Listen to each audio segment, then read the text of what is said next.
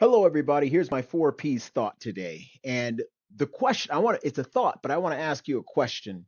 Have you ever watched one of those shows where they talk about like people who are house hoarding, like they hoard in like newspapers from like 1978 and all that other stuff? They're just keeping stuff and they keep food. Their houses are you can't walk through them because they're hoarding everything. They're keeping everything. It is a mental condition, obviously. There's something wrong with people who keep on and hold on to stuff. I know people not at that level, but I know people who keep papers and stuff. I mean, you're supposed to keep documents for 7 years or however long, but you don't have to keep them for a long time. I remember going to my dad's house years and years and years ago, and I was already out of the house, grown up, and had a family. And my father gave me a file with my elementary school report cards in it. I know some people keep stuff like that, but it was amazing that my father kept that. And we are you a hoarder? That's my thing. And I'm asking that question now because I'm not saying are you keeping papers and elementary school report cards like my dad did. I'm asking you this because sometimes we are hoarders inside.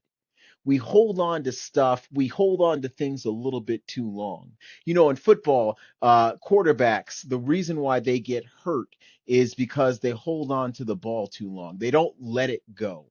I just had a podcast guest on recently. His name is Andy Campbell, and he actually brought up the song by 38 Special, and he holds that as a rule about holding on loosely. And sometimes we need to hold on loosely. We don't have to let go entirely, but sometimes we don't want to hold on so much that we are not allowed to let it go when we need to let it go. I want you to see this clip about with him, and also what I want you to do is I want you to watch the whole episode. You could see it on my YouTube channel. Obviously, it's at author Trunis Goggins 4 P's of You.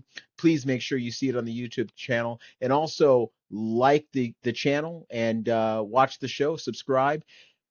Again, like I said, Andy Campbell, it's a beautiful thing that he has to stay here. It, you know, she had done the exact thing that she was trying to prevent. She was working to prevent killing it or it dying, and she had ended up killing it trying to protect it.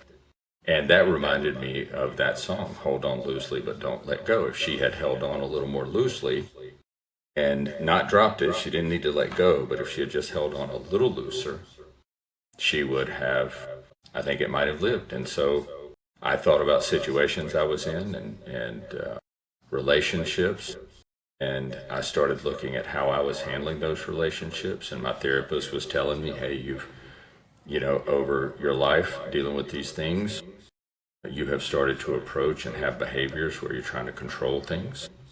And so that just kind of became a thing that I kept in my head a lot. And it was very difficult to move away from those behaviors because you still got the pain from the things that happened to you, and you want to protect yourself, and you don't want the same thing to happen to other people, and so you try to control. But it's a reminder daily to me that you're not actually helping the situation. You might be crushing it, right? You might be strangling the situation by trying to protect it. And so it's a reminder to me to live as best I can in a way that I still hold on to relationships, but I don't try to control them to protect myself